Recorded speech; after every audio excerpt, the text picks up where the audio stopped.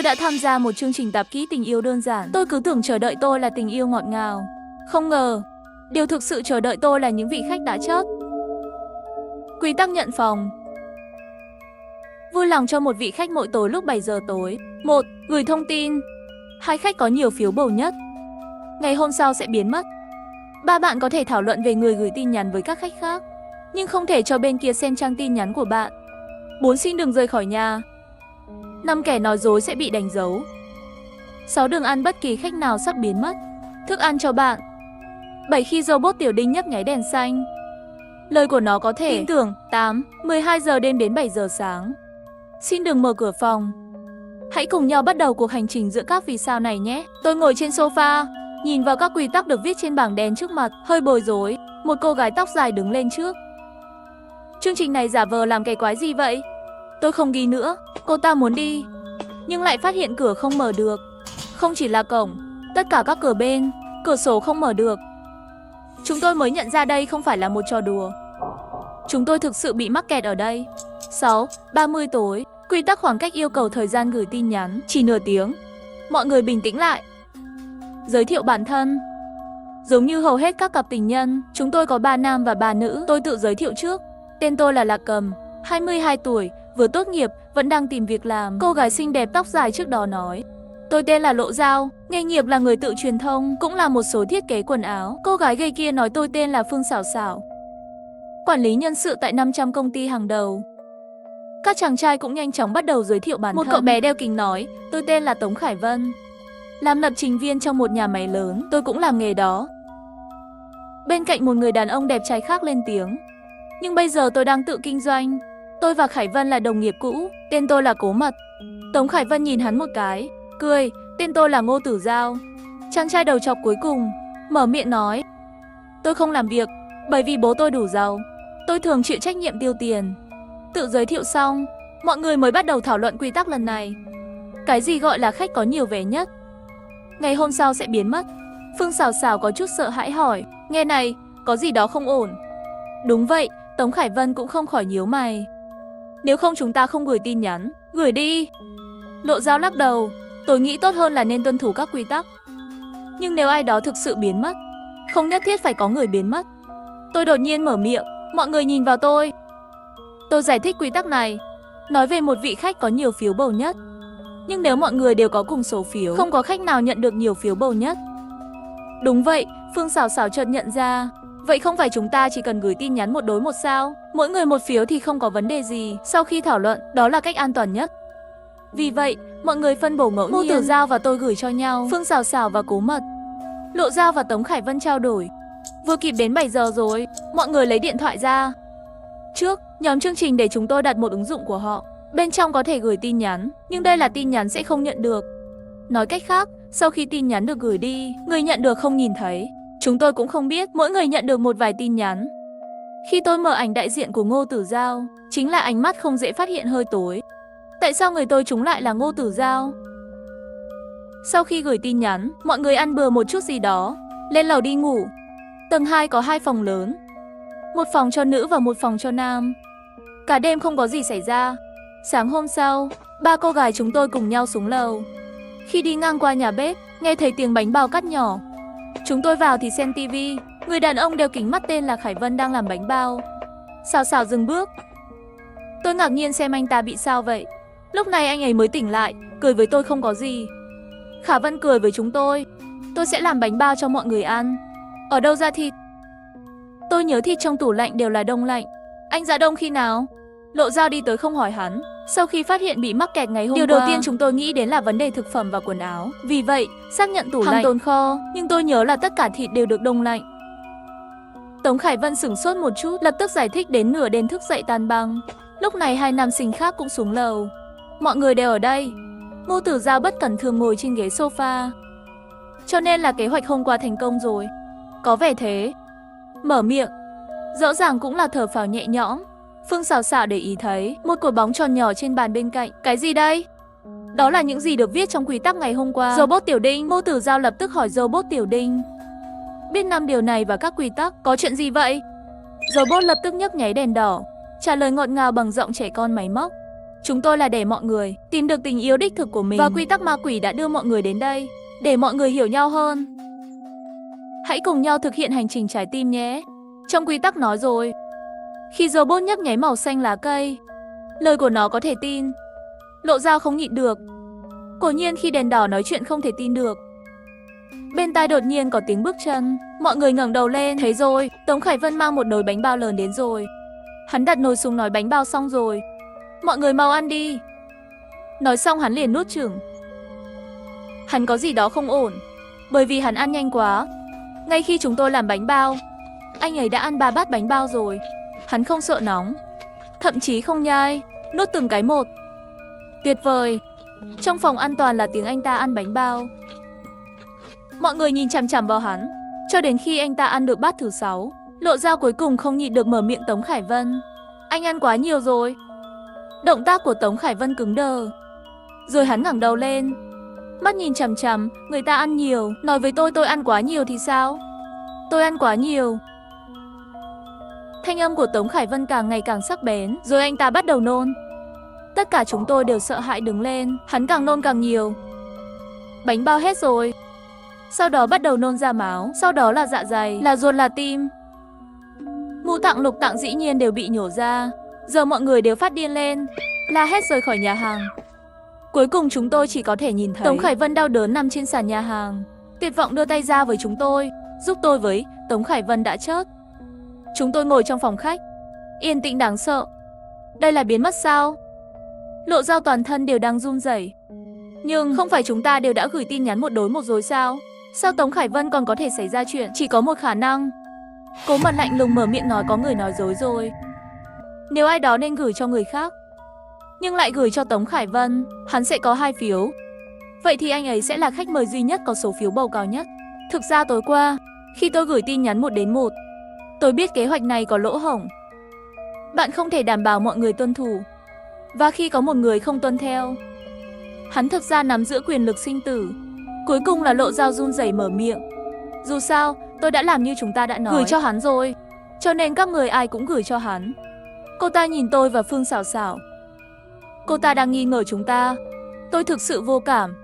Đừng chỉ nghi ngờ các cô gái chúng tôi. Hôm qua tôi đã xem FEB rồi. Ứng dụng này không hạn chế bạn gửi cho người khác giới, bởi vì gửi tin nhắn trong tình yêu bình thường, tất cả đều gửi cho người khác giới. Vì vậy, đêm qua chúng tôi đã suy nghĩ theo thói quen, cũng chọn gửi người khác giới. Nhưng tôi đã xem nó ngày hôm qua. Trên thực tế, trong tóc có thể đồng tính luyến ái. Nói cách khác, tất cả mọi người trừ Lộ Dao đều có nghi ngờ. Mọi người yên lặng đi. Cuối cùng là mở miệng Cố Mật. Chúng ta trực tiếp hỏi một chút là được rồi. Tôi nhìn anh ta. Trong quy tắc không phải đã nói rồi sao? Những kẻ nói dối sẽ bị đánh dấu. Chúng ta hỏi từng người một không được rồi. Tôi chợt nhận ra. Vì vậy, chúng tôi bắt đầu hỏi từng người một, nhưng mọi người đều nói không được. Không có gì lạ xảy ra cả. Không có dấu hiệu nào xuất hiện. Chết tiệt, Mô Tử Dao mắng. Quy tắc này có phải là người lừa đảo không? Bây giờ chúng ta chỉ có thể tin vào quy tắc. Cố Mật rất bình tĩnh. Đánh dấu có thể không nhanh như vậy, có lẽ không quá rõ ràng. Chúng ta từ từ quan sát đi. Nhà hàng không thể vào được. Chúng tôi chỉ có thể trở lại nhà bếp để chuẩn bị nấu ăn. Nhưng Lộ Dao mở tủ lạnh ra thì đột nhiên đóng băng. Có chuyện gì vậy? Tôi hỏi cô ta. Mặt cô ấy hơi trắng. Không thiếu thịt trong tủ lạnh. Tôi thấy là thịt thật không thiếu chút nào. Vậy Tống Khả Vân, thịt nhồi bánh bao vừa gói cho chúng tôi, nó đến từ đâu? Tôi chợt nghĩ đến quy tắc số 6 của nhà kho. Đừng ăn thức ăn của bất kỳ vị khách nào sắp biến mất. May mà lúc đó chúng tôi không có ai ăn cái bánh bao đó. Đến tối, mọi người lại sắp xếp kết nối gửi tin nhắn. Lần này mọi người chọn gửi một cái vòng kín. Tôi gửi cho Ngô Tử Dao, Ngô Tử Dao gửi cho Lộ Dao gửi cho Cố Mật gửi cho Phương Xảo Xảo gửi cho tôi. Mọi người về phòng. Phương Xảo Xảo có vẻ rất sợ hãi, về đến nhà thì khóc. Lộ Dao có chút phiền phức mắng. Khóc cái gì? Muốn khóc thì đi vệ sinh khóc đi. Phương Xảo Xảo có chút sợ. Đi vệ sinh rồi. Tôi nghĩ rồi. Vẫn cảm thấy muốn đi an ủi Phương Xảo Xảo một chút. Tôi đi đến cửa nhà vệ sinh, cửa đóng kín. Qua khe cửa, tôi thấy Phương Xảo Xảo bên cạnh hồ bơi ngẩng đầu lên. Tôi sửng sốt, bởi vì tôi nhìn thấy khuôn mặt xinh đẹp trong gương, nào có một chút nước mắt. Cô ta rõ ràng là đang cười. Mọi người tắm xong rồi nằm xuống. Không một lúc này ngoài cửa đột nhiên có tiếng gõ cửa. Ai vậy? Lộ Dao sốt ruột kêu lên một tiếng. Cô muốn mở cửa. Tôi gọi cô ta lại. Đồng hồ báo thức trên tủ đầu giường. Đã 12:03 rồi. Quy tắc nhà nghỉ số 8. 12 giờ đêm đến 7 giờ sáng. Xin đừng mở cửa phòng. Lộ Dao không dám động đậy nữa, nhưng người ngoài cửa của thật đã đáp lại là tôi. Các người không nhớ tôi sao? Mở cửa ra. Tiếng cửa hơi mơ hồ. Chỉ có thể nhận ra là giọng của một người đàn ông. Thấy chúng tôi không mở cửa, đối phương gõ càng ngày càng mạnh. Mở cửa đi. Mở cửa ra. Giọng nói của đối phương càng lúc càng gay gắt. Cả ba chúng tôi đều sợ hãi. Phương Sảo Sảo trực tiếp khóc ra. Là ai vậy? Có phải là con trai không? Tôi cũng không nhịn được mở cửa, âm thanh thấp. Nếu không chúng ta nhìn qua tấm kính ở giữa. Cửa của căn phòng này rất đặc biệt, là vật liệu gỗ, nhưng có một mảnh nhỏ ở giữa là kính trong suốt. Chúng tôi cùng nhau nhìn về phía cửa kính. Chỉ nhìn thấy một khuôn mặt dán vào kính. Bên kia là Tống Khải Vân. Chỉ thấy hắn miệng đầy máu thịt, dùng mặt dán vào kính nhìn chằm chằm chúng tôi. Phía sau Lộ Dao và Phương Sảo Sảo phát ra tiếng hét thảm thiết. Tôi cũng vậy. Sau đó tôi nhìn thấy hắn phía sau tấm kính, cười tê tét. Hơn nữa từ khóe miệng hắn chảy xuống một chút. Các người cố tình không mở cửa cho tôi. Các người nghĩ như vậy sẽ ngăn được tôi. Này, các người sai rồi. Các người không thể ngăn cản tôi. Nói xong hắn đột nhiên bỏ đi. Một lát sau Lộ Dao mới run rẩy hỏi. Anh ta đi chưa? Tôi chưa kịp trả lời. Hú, cửa sổ kính phía sau đột nhiên phát ra một tiếng mơ mộng. Chúng tôi quay đầu, xin nữa thì ngất xỉu. Bởi vì Khải Vân đang nằm ngoài cửa sổ. Hoàn toàn không phù hợp với trọng lực. Hắn đang hút ngoài cửa sổ như một con tắc kè, đập đầu vào cửa sổ hết lần này đến lần khác. Cửa sổ trông muốn đập vỡ bất cứ lúc nào. Phương Sảo Sảo sợ đến mức hét lên, quay người lại muốn chạy ra ngoài cửa. Tôi tỉnh lại, giữ cô ấy lại. Không thể ra ngoài. Trong quy tắc nói không được mở cửa sau 12 giờ. Trực giác nói với tôi, ở trong phòng là an toàn nhất. Nhưng Sảo Sảo rõ ràng là bị điên, dường như không nghe thấy lời tôi nói, chỉ là toàn thân run rẩy không ngừng. Tôi không sai, tôi chỉ gửi tin nhắn thôi. Ai bảo anh ấy khi anh ấy hẹn hò với tôi luôn nói tôi béo, mỗi ngày ép tôi giảm cân. Tôi không sai, tôi không sai. Hắn đáng chót. Tôi lập tức sửng sốt, tay cũng hơi lỏng lẻo. Phương Sảo Sảo liền nhân cơ hội chụp lén tôi ra ngoài. Trong khi đó, tiếng gõ bên tai cũng đột nhiên ngừng lại. Tôi quay lại mới phát hiện ra Khải Vân bên ngoài cửa sổ không biết khi nào nó biến mất. Ngay sau đó, tôi nghe thấy ngoài cửa truyền đến tiếng hét của Phương Sảo Sảo. Xé tim nứt phổi, nó làm cho màng tai tôi đau. Ngay sau đó bên ngoài rơi vào im lặng chớp chốc. Lộ Dao run rẩy nhìn tôi. Chúng ta ra ngoài xem sao? Tôi khẽ lắc đầu. Đừng mở cửa sau 12 giờ. Chờ ngày mai bình minh nói sau nhé. Ngày hôm sau, thi thể của Khải Vân bên trong nhà hàng đã biến mất, thay thế bằng xác của Phương Sảo Sảo. Khẩu vị của anh hơi nặng. Nghĩ sao? Cố Mật lạnh lùng mở miệng. Tôi đang tìm dấu hiệu trên người cô ta. Tôi và Lộ Dao đến chuyện tối qua xảy ra. Sau khi nói với hai chàng trai kia, cho nên Mật đang xem qua thi thể của Phương Sảo Sảo. Mọi người đều có thể thấy là tin nhắn của Phương Sảo Sảo đã rớt trước Tống Khải Vân.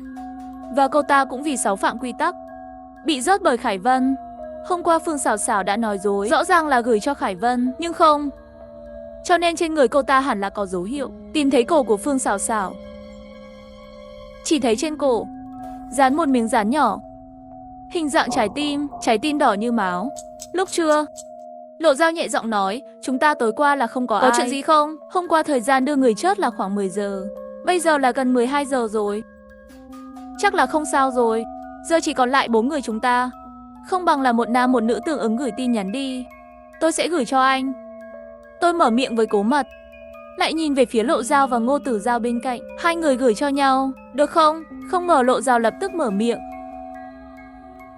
Tôi đồng ý. Tôi lại nhìn về phía Ngô Tử Giao. Hắn cau mày. Cuối cùng tôi mới nhìn về phía Cố Mật. Được rồi, tối qua bị quá nhiều sợ hãi, ngủ không ngon. Vào buổi tối, tôi và Lộ Dao ngủ một giấc hoàng hôn. Tôi mơ thấy hồi trung học, mơ thấy mình bị bắt nạt. Người đàn ông đứng đầu dùng chân dẫm lên mặt tôi. Tôi tỉnh dậy, tôi nghe thấy tiếng Lộ Dao mở miệng ở giường bên cạnh. Gần 7 giờ rồi, chúng ta nhanh chóng chuẩn bị gửi tin nhắn đi. Mở điện thoại, tôi nhìn thấy ảnh đại diện của Ngô Tử Giao. Khuôn mặt trong ảnh trùng hợp với chàng trai trong giấc mơ của tôi vừa rồi, người dẫn đầu bắt nạt tôi. Đó là Ngô Tử Giao. Hồi trung học tôi béo lắm, sau đó tôi vào đại học, giảm cân y tế, trang điểm, nhưng tôi không thể quên thời gian đó.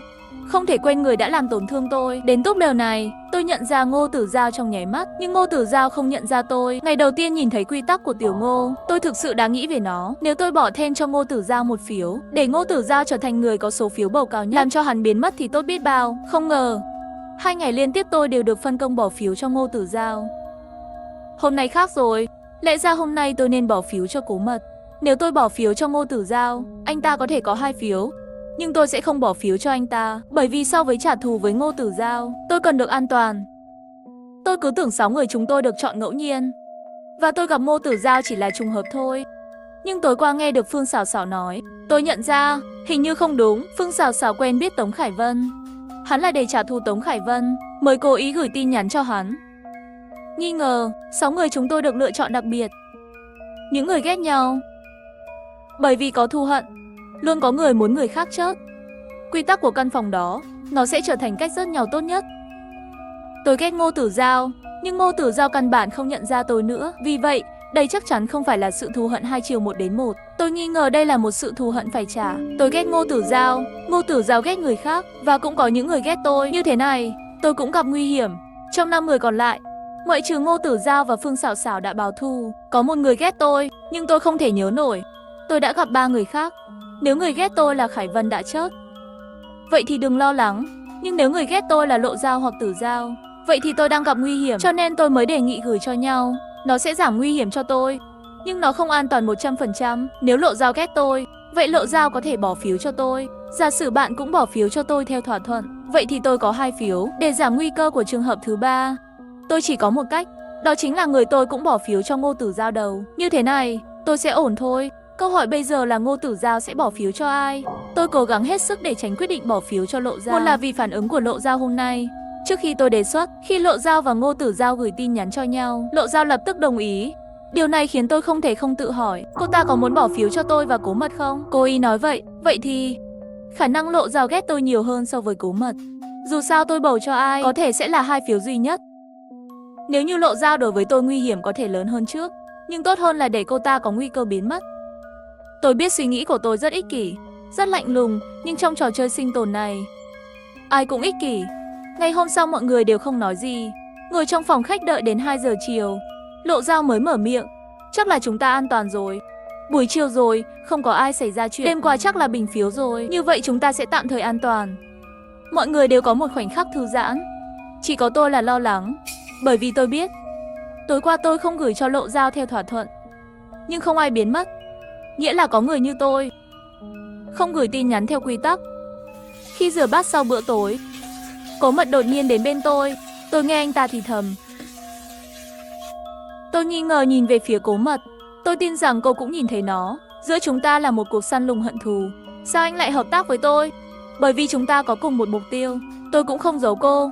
Kẻ thù của tôi là Phương Sảo Sảo, và cô ta đã chết.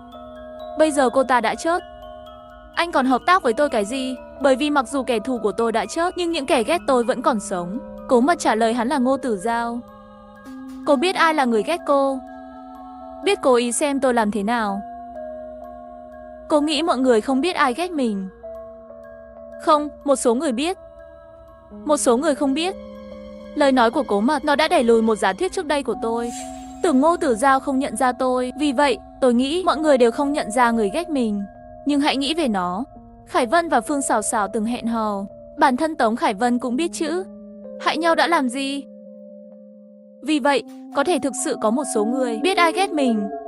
Cho nên là tôi ghét Ngô Tử Giao. Ngô Tử Giao ghét Cố Mật hận Phương Sảo Sảo ghét Tống Khải Vân ghét Lộ Giao ghét tôi. Nghĩ rồi, nếu tôi không nhầm, người cô ghét là Ngô Tử Giao phải không? Theo suy luận này, chắc là Lộ Giao ghét cô. Sao anh biết tôi ghét Ngô Tử Giao? Cố Mật cười. Cô nên chú ý nhiều hơn đến việc quản lý biểu cảm của mình. Tôi không nhìn Cố Mật. Hắn quá thông minh làm tôi hơi sợ. Cố Mật tiếp tục nói, nếu như cô còn không tin tôi, có thể hỏi tôi, nếu tôi nói dối, trên người sẽ bị đánh dấu. Nói xong hắn căn bản không đợi tôi hỏi liền tự mình mở miệng. Tôi nói lại, kẻ thù của tôi là Phương Sảo Sảo, Ngô Tử Giao ghét tôi. Sau khi nói xong, anh ta kéo cổ áo ra cho tôi xem cổ. Cô xem không dùng nhãn dán tình yêu màu đỏ kia phải không? Tôi hơi nhíu mày, vẫn là hỏi thêm một câu, hôm qua anh bỏ phiếu cho ai? Tôi bỏ phiếu cho Ngô Tử Giao, bởi vì tôi hy vọng anh ta chết rồi sẽ không làm hại tôi nữa. Cố Mật trả lời chắc anh ta cũng bỏ phiếu cho tôi rồi. Nếu những gì Cố Mật nói là thật, loại phiếu bầu tối qua là tôi bỏ phiếu cho Lộ Dao. Bình chọn cho tôi. Ngô Tử Dao bỏ phiếu cho Cố Mật bỏ phiếu cho Ngô Tử Dao, cho nên mỗi người đều là một phiếu, không có ai trước dường như không có vấn đề gì. Nhưng tôi vẫn không nói gì. Cố Mật thở dài. Cô thật sự rất nghi ngờ. Vậy tôi sẽ giúp cô xác nhận lại. Nói rồi hắn ngẩng đầu nhìn về phía Lộ Dao bên cạnh, trực tiếp hỏi Lộ Dao, cô muốn là cầm chất sao?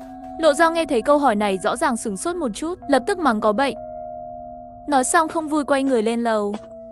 Nhưng khi cô ấy quay đầu lại, tôi thấy trên cái cổ trắng như tuyết của cô ta hiển thị một nhãn dán tình yêu màu đỏ. Thấy chưa? Cố Mật thấp giọng nói cô ta muốn mạng của cô. Tôi nhìn về phía Cố Mật, anh muốn gì? Tôi muốn chúng ta đoàn kết.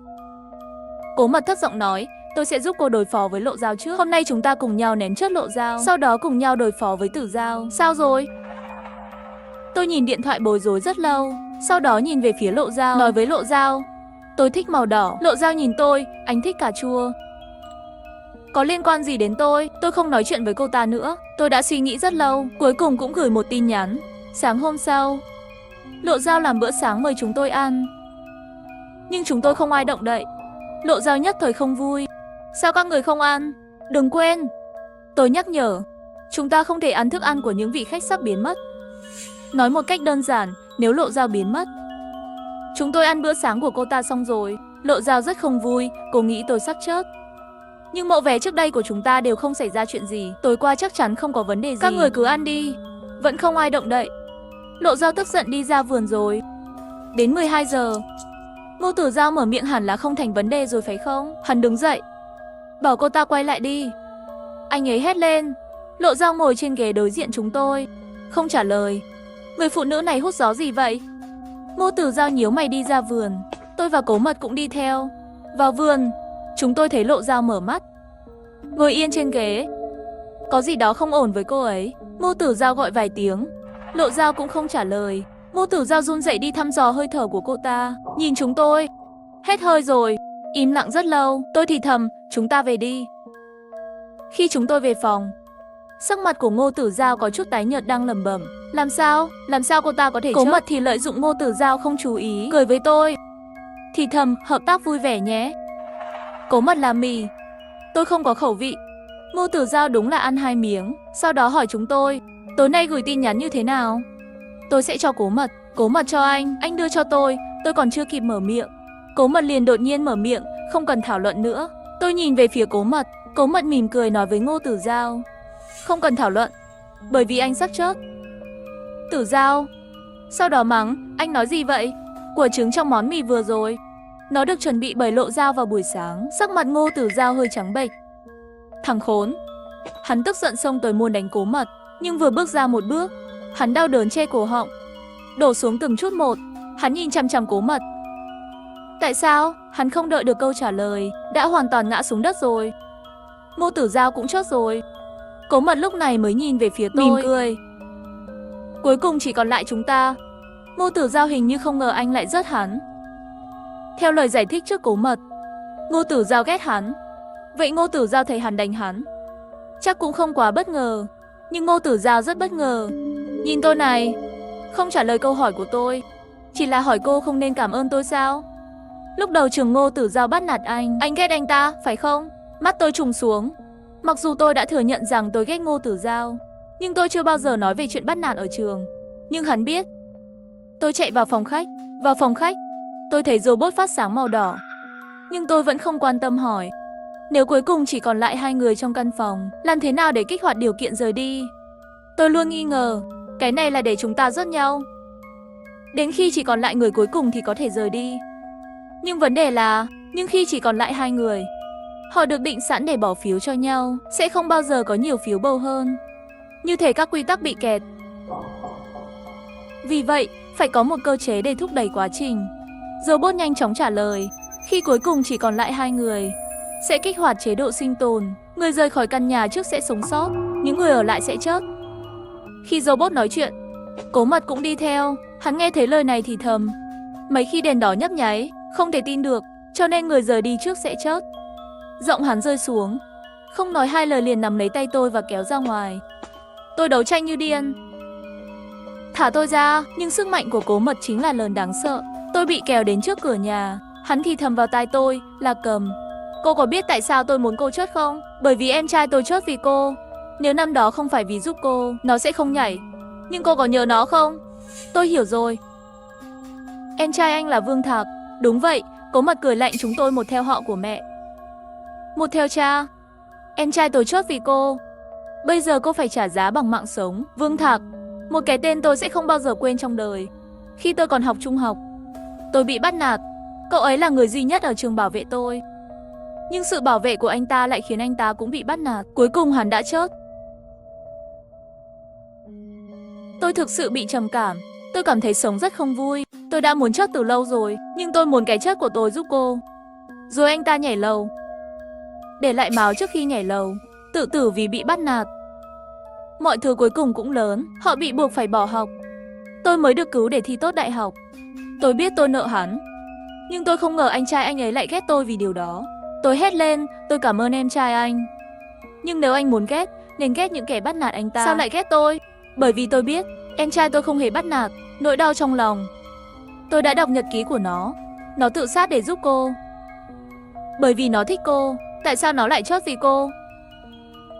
Tại sao nó coi trọng cô hơn cả gia đình chúng tôi? Tôi nhìn Cố Mật, biết hắn đã mất trí rồi. Hắn biết rõ cái chớt của Vương Thạc cuối cùng là trầm cảm, nhưng chỉ có thể đổ lỗi cho tôi. Tôi không thể đấu tranh, bị Cố Mật đẩy ra khỏi cửa. Hắn đỏ mắt nhìn tôi cười lạnh, chớt đi. Xuống địa ngục với em trai tôi đi, cô nợ nó. Cố Mật hung hăng nhìn tôi, nhưng tôi đột nhiên bình tĩnh lại. Chậm rãi nhìn về phía hắn, rốt cuộc ai sẽ chớt? Hắn kinh ngạc nhìn tôi, nhưng rồi hắn đột nhiên che ngực, đổ xuống trong đau đớn. Làm sao? Người máy rõ ràng nói. Anh ta nhìn tôi với khuôn mặt trắng bệch. Tôi lại mỉm cười. Cố Mật, anh rất thông minh, nhưng anh đã nhầm một logic. Trong quy tắc nói là khi robot nhấp nháy đèn xanh, lời nói có thể tin tưởng, nhưng điều đó không có nghĩa là khi đèn đỏ nhấp nháy, những gì robot nói nhất định là giả.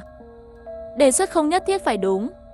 Robot nhấp nháy đèn đỏ có thể nói sự thật, có thể là dối trá, và câu nói mà robot vừa nói là sự thật. Người rời khỏi nhà trước sẽ sống sót, những người ở lại sẽ chớt. Nhìn chằm chằm vào tôi, vẫn không muốn tin. Nhưng làm sao cô biết? Tôi đã biết rồi. Bởi vì tôi đã hỏi robot cả buổi chiều. Hôm nay tôi mới đột nhiên nhận ra một vấn đề. Chúng tôi luôn bị ám ảnh bởi việc bỏ phiếu, chỉ là bỏ qua một nguồn thông tin quan trọng như robot. Vậy tôi đã chờ đèn xanh của robot cả buổi chiều, hỏi đáp. Tôi đã nắm lấy cơ hội để hỏi điều gì sẽ xảy ra nếu chỉ còn lại 2 người. Cho nên tôi đã biết từ lâu rồi, khi chỉ còn lại 2 người, người rời đi trước sẽ sống sót. Không chỉ vậy, tôi cũng tìm ra quy luật đèn giao thông của robot. Nó sẽ nhấp nháy màu đỏ mỗi giờ. Vì vậy, tôi vừa bắt được thời gian của ánh sáng đỏ, chạy về phòng và hỏi robot. Tôi cố tình cho anh xem. Tôi đang cá. Robot nhảy đèn đỏ và nói sự thật. Nói dối anh một chia 2 cơ hội. Tôi thắng rồi. Vì vậy, bây giờ tôi sống. Xuống đây, chuyện này sắp kết thúc rồi. Nhưng vẫn không cam lòng nhìn tôi. Cô nghi ngờ tôi khi nào? Hôm qua tôi không tin anh 100%, nên tôi quay lại và làm 2 bài kiểm tra. Thử nghiệm đầu tiên chính là tối qua tôi không gửi tin nhắn cho Lộ Giao mà gửi cho anh. Đêm qua, theo logic Cố Mật, tối qua Ngô Tử Giao sẽ gửi cho anh ta, Lộ Giao gửi cho tôi và anh ta muốn gửi thêm cho Lộ Giao mới chớt. Nhưng tôi không gửi cho Lộ Giao vì thí nghiệm. Tôi đã gửi Cố Mật. Cho nên theo đạo lý là tôi gửi cho Cố Mật. Ngô Tử Giao gửi cho Cố Mật gửi cho Lộ Giao gửi cho tôi. Người chớt chắc là Cố Mật chưa chớt. Hay là Lộ Giao? Điều này có nghĩa là Ngô Tử Giao căn bản không gửi cho Cố Mật, mà gửi cho Lộ Giao. Cho nên Ngô Tử Giao căn bản không muốn Cố Mật chớt. Đã nói dối tôi. Hắn nhìn chằm chằm vào tôi, nhưng tôi không bị đánh dấu. Sao cô có thể gửi cho tôi? Nếu tôi chớt thì sao? Không, tôi biết là anh đã nói dối. Anh có những bông hoa màu đỏ dưới nách phải không? Sắc mặt của Cố Mật thay đổi rồi. Lúc đầu tôi thấy lạ. Tại sao dấu hiệu nói dối này sẽ là một nhãn dán? Nhìn thế nào cũng cảm thấy kỳ lạ, bởi vì nhãn dán có thể bị xé ra bởi con người, thật sự không thích hợp làm dấu hiệu. Vì vậy, sau khi anh nói hợp tác với tôi ngày hôm qua, tôi đã làm thí nghiệm. Tôi đã nói dối Lộ Giao một chuyện nhỏ. Sau đó tôi tự kiểm tra toàn thân, tìm thấy sau cổ không có tình yêu màu đỏ. Thay vào đó là nách của tôi đột nhiên xuất hiện dấu vết màu đỏ. Tôi mới nghĩ ra, lúc đầu mọi người nghĩ nhãn dán tình yêu là nhãn hiệu, là bởi vì anh đã kiểm tra thi thể của Phương Sảo Sảo. Nhưng nếu anh nói dối thì sao? Nếu nhãn dán, khi cố tình kiểm tra thi thể của Phương Sảo Sảo, dán lên đây. Tôi nhìn Cố Mật, từ lúc đó anh đã nghĩ đến việc lừa dối tôi. Sau đó rước tôi rồi. Nghĩ kỹ đi. Cố Mật hẳn là cũng vậy, lên dán nhãn dán lên người Lộ Dao. Sau đó nói dối tôi. Hắn nhìn tôi như thể đột nhiên mỉm cười. Tôi cau mày, tại sao phải mất nhiều thời gian như vậy? Dùng đầu óc của anh trực tiếp ném trước tôi không phải là tốt rồi, thế nghĩa là sao? Cố Mật đã đau mặt trắng bệch, nhưng vẫn cười lạnh nhìn tôi. Mèo bắt chuột. Từng chút một nhìn cô bị tôi rớt chớt. Tôi xác định Cố Mật đầu óc có chút vấn đề. Hơi thở của Cố Mật cuối cùng hận thù nhìn tôi một cái, nhưng tôi đã đánh giá thấp bộ não của cô. Nói xong, Cố Mật đột nhiên ngã xuống. Chót rồi. Tôi là người duy nhất còn sống bước ra khỏi căn phòng.